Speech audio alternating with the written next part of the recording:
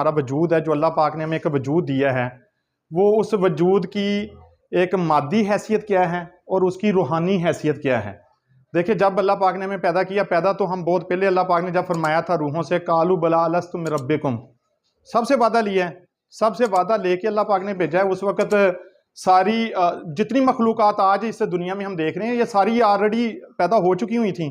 یہ تو ایک سفر ہے نا، جس سفر میں سے ہم نے گزر کے ہم یہاں تک پہنچے ہیں۔ ہمارے آقا پاک صلی اللہ تعالی وسلم 1400 سال ہو گئے ہیں اس دنیا سے گزرے ہوئے، اور جو آپ آقا پاک صلی اللہ تعالی وسلم کی ہدایات تھیں، جو آپ نے جس طرح ہمیں بتایا اور ہم نے اس کے مطابق آگے اپنی زندگی گزارنی شروع کی،